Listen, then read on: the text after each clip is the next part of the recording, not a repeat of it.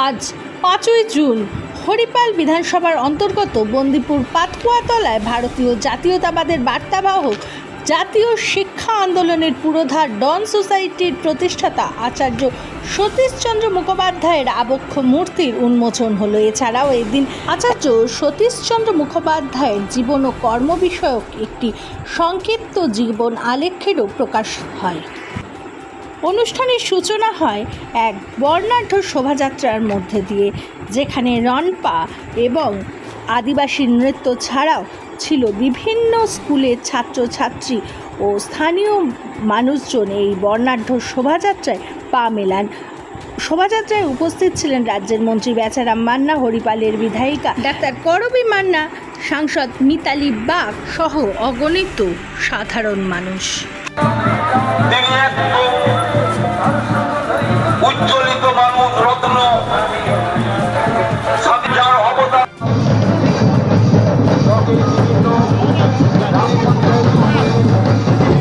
আচার্য সতীশচন্দ্র মুখোপাধ্যায়ের আবক্ষ মূর্তি উন্মোচন উপলক্ষে উপস্থিত ছিলেন হুগলির জেলাশাসক মুক্তা আর্য, হুগলি গ্রামীণ পুলিশ সুপার কামনাশিস সেন, রাজ্যের মন্ত্রী বেচারাম মান্না, হরিপালের বিধায়িকা ডাক্তার করবী মান্না, সাংসদ মিতালি বাগ, হুগলি জেলা পরিষদের সভাধিপতি রঞ্জন ধারা, শ্রীরামপুর পৌরসভার পৌরপ্রধান গিরিধারী সাহা, রানী রাসমণি গ্রিন ইউনিভার্সিটির উপাচার্য অমিয় কুমার পান্ডা, ন্যাশনাল কাউন্সিল ফর এডুকেশন পশ্চিমবঙ্গের সেক্রেটারি অসিত কুমার মিত্র, যাদবপুর ইউনিভার্সিটির প্রাক্তন ভিসি ডক্টর ভাস্কর গুপ্ত প্রমুখরা।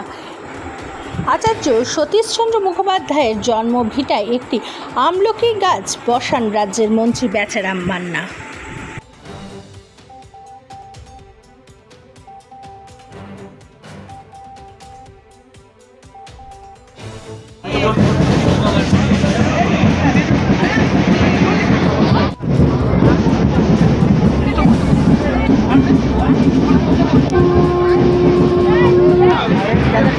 ঢুকে যাচ্ছে নিয়ে আসো।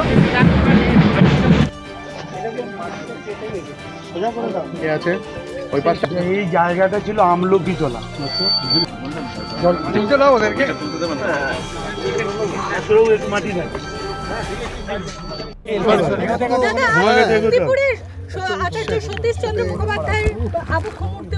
মানে কেন এতদিন পর তার এই মূর্তি প্রতিষ্ঠা এবং রক্ষার্থে উদ্যোগী হলো? দেখুন, দেরিতে করাটা আমাদের খুব অপরাধ।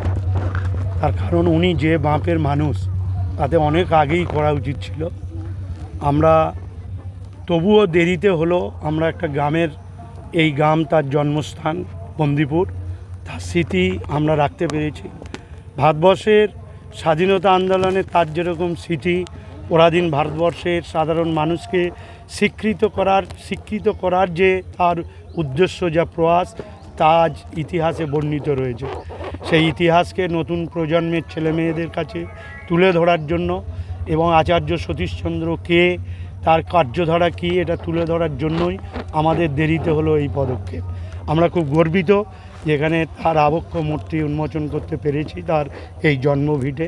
এবং আপনারা সকলেই দেখেছেন, এখানে উপাচার্য সকলেই এসেছেন, রানী রাসমণি ইউনিভার্সিটি অমিয় পান্ডা মহাশয়, আমাদের অশোক দাশগুপ্তা মহাশয় রয়েছেন, আমাদের জাতীয় কাউন্সিলের বেঙ্গলের সেক্রেটারি, এবং আমাদের যাদবপুর ইউনিভার্সিটি, পূর্বাতন ইউনিভার্সিটির যে প্রতিষ্ঠাতা সেই সতীশচন্দ্র মুখোপাধ্যায়, যিনি যাদবপুর ইউনিভার্সিটির পূর্বাতন প্রতিষ্ঠাতা, সেই তার উপাচার্য ছিলেন ভাস্করবাবু, তিনিও এসেছেন।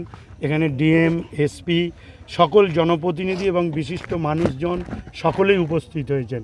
এবং সবচেয়ে বড় কথা, গ্রামের মানুষ একটা স্বতঃস্ফূর্ততার উৎসব হিসেবে এটাকে ধরে নিয়েছে।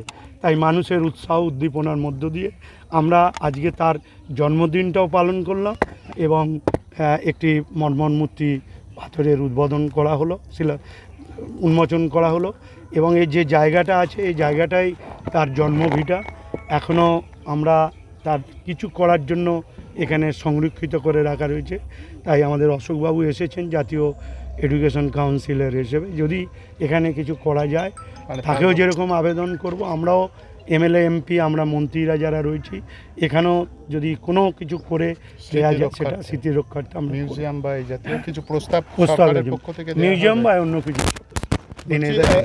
পরাধীনভার ভূমিকা ছিল এবং পরবর্তীকালে আমাদের প্রজন্ম যেভাবে অন্যান্য মহাপুরুষের নাম জেনেছেন, সেক্ষেত্রে কি কোনো জায়গাতে উপেক্ষিত ছিলেন? মানে এটা নিশ্চয়ই কি- উপেক্ষিত তো হয়েইছেন। আপনারা তো জানেন যে একটা সরকার ছিল ইতিহাসকেই মুক্তি দিতে চাইছিল, সেটা তো এখন আর হচ্ছে না।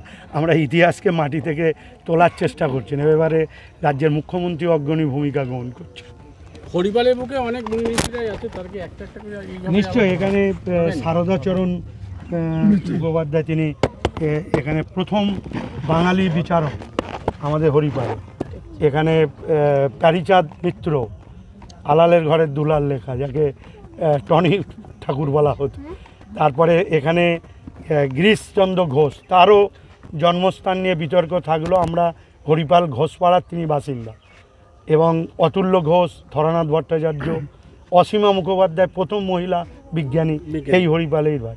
আমরা আস্তে আস্তে এগুলোকে খুঁজে বার করছি, করে তাদের স্মৃতির উদ্দেশ্যে এগুলো করার চেষ্টা করব। খুব সংক্ষেপে বলে বোধহয় তার অবদান শেষ করা যায় না। যাই হোক, তিনি ঊনবিংশ শতাব্দীর শেষ দিকেই ডন সোসাইটি প্রতিষ্ঠা করেছেন এবং তার থেকে ডন পত্রিকা প্রকাশ করেন, যার মাধ্যমে জাতীয়তাবাদের প্রথম ভারতবর্ষের মাটিতে উন্মেষ ঘটে।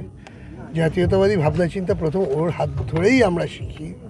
এবং তারপরে যখন 1905 সালে বঙ্গভঙ্গের পরে তার বিরুদ্ধে আন্দোলন তৈরি হয়, জাতীয় শিক্ষা আন্দোলন গড়ে ওঠে 1906 সালে বঙ্গীয় জাতীয় শিক্ষা পরিষদ, ন্যাশনাল কাউন্সিল অফ এডুকেশন, যার বর্তমান সম্পাদক অধ্যাপক অসিত মিত্র আমার পাশেই আছেন, আপনারা দেখতে পাচ্ছেন।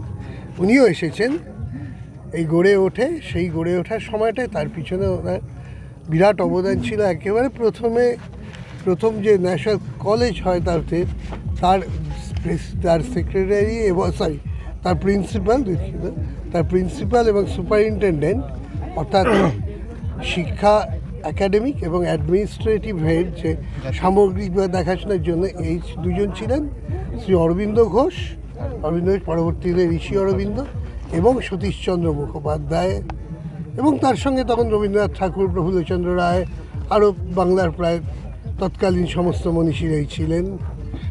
1905 বা 6 সালে 1906 সালে 11ই মার্চ সেই প্রতিষ্ঠানে জাতীয় শিক্ষা যাদবপুর বিশ্ববিদ্যালয়, একটু আগে আপনার মাননীয় মন্ত্রীর সঙ্গে যাদবপুর বিশ্ববিদ্যালয় কিন্তু তার থেকেই শেষ পর্যন্ত উদ্ভূত হয়। আরও 50 বছর মানে জাতীয় শিক্ষা পশ্চাদের পরিষদের মধ্যে দিয়ে।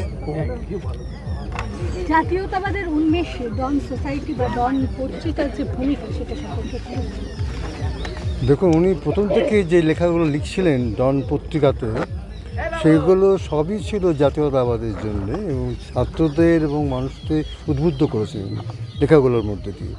তখন কিন্তু ছাত্র আন্দোলন শুরু হয়েছিল যে আমাদের শিক্ষা পদ্ধতি চেঞ্জ করতেই হবে, আমরা বাংলা ভাষায় শিক্ষা দিতেই হবে। সেটা প্রথম উদ্দেশ্য ছিল। শুধু তাই না, ব্রিটিশ শিক্ষা কিন্তু আমাদের শেখাতো না, বিজ্ঞানটা ভালোভাবে শেখাতো না, এবং টেকনিক্যাল এডুকেশন, কারিগরি শেখাতো না। ওনার উদ্দেশ্য ছিল লিটারেরি, সায়েন্টিফিক অ্যান্ড টেকনিক্যাল, এই তিনটে জিনিস যেন থাকে। সেই পরবর্তীকালে উনি তৈরি করেছে ন্যাশনাল কাউন্সিল, ন্যাশনাল কলেজ, যার প্রথম প্রিন্সিপাল ছিল ঋষি অরবিন্দ। যেই প্রতিষ্ঠান উনি শুরু করে এমনভাবে তৈরি করে দিয়েছিলেন যে পরবর্তীকালে 1955-56 সালে এখন যাদবপুর বিশ্ববিদ্যালয় তৈরি হলো, তার থেকে কোনো অসুবিধা হয়নি। কারণ রাধাকৃষ্ণ এসে বললেন, এমন একটা কলেজ, ইঞ্জিনিয়ারিং কলেজ, এত ভালো কলেজ যেটা ভারতবর্ষে 1 নম্বর হতে পারে, এটা ইউনিভার্সিটি হওয়া উচিত। তখন ন্যাশনাল কাউন্সিল যা ছিল সমস্ত কিছু দিয়ে দেওয়া হলো যাদবপুর বিশ্ববিদ্যালয়কে, শুধু সামান্যটুকু রেখে দিয়ে বাকিটা এখনও ন্যাশনাল কাউন্সিল ফাংশন করছে। আমাদের একটা ম্যানেজমেন্ট কলেজ আছে, একটা বাচ্চাদের স্কুল আছে। ভাষা শিক্ষা, এই যে কলেজ তৈরি করা, তার অবদান অনেক অনেক। এবং তখনও ওই লেখা চালিয়ে যাচ্ছে। 1913 সাল পর্যন্ত উনি ওই ডন পত্রিকা বেরোচ্ছে, 16 বছর বেরিয়েছে। তারপরে হয়তো উনি যে বললেন, ভাইস চ্যান্সেলর সাহেব যে বেনারস চলে গেলেন, অন্যরকম জীবনযাপন করলেন, কিন্তু তা সত্ত্বেও উনি জড়িয়েছিলেন, জানতেন কি হচ্ছে না হচ্ছে। মানে উনি প্রতিষ্ঠাতা সম্পাদক ছিলেন ডন পত্রিকা।